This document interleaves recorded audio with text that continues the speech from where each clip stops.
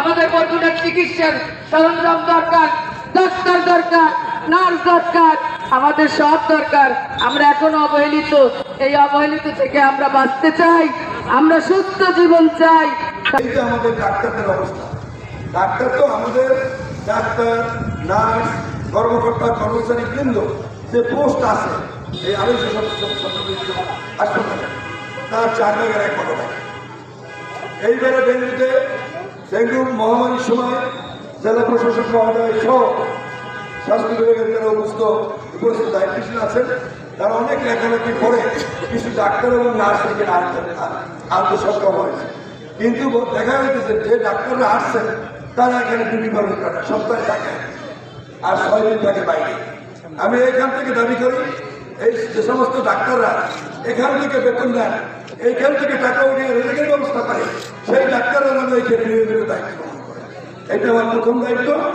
আর এই ভবন নির্মাণের সময় যে দুর্নীতি হয়েছে, যে লোপাট হয়েছে, নিম্নমানের ভবন নির্মাণ করেছে, এইটা তদন্ত করে এর সাথে সংশ্লিষ্ট সেই আওয়ামী লীগের নেতৃবৃন্দ, ঠিকাদার, যে প্ল্যান দিয়েছে ইঞ্জিনিয়ার, তাদের প্রতি ব্যবস্থা দেওয়া হবে। এবং আগামীতে আমাদের এই হাসপাতালটাতে 500 শতাংশ হয় এবং এই 250 হাসপাতালে আমরা যে ডাক্তার, নার্স, কর্মকর্তা, কর্মচারী পাবো, সেইটা যেন আমরা যেন সেই সংখ্যক পোস্টিং যেন আমাদের এখানে দেয়। তাহলে এখানে একটা চিরচরিত নিয়ম হয়ে গেছে, অর্থাৎ রোগী আসতেই বরিশাল গেলে একটা রোগীর সুস্থতা দরকার, একটা রোগীর রেস্ট দরকার, সাথে সাথে অ্যাম্বুলেন্স আসার সময় প্রতিবন্ধ অনেক লোক মারা যায়। তার কারণ এখানে ডাক্তার নাই, প্রয়োজনীয় সংখ্যক নার্স নাই, এজন্য তারা সঠিকভাবে ইনস্ট্রুমেন্টস নাই, এই কারণে তারা এখানে রোগী রাখে না, যার জন্য প্রতিবন্ধ অনেক রোগী মারা যায়।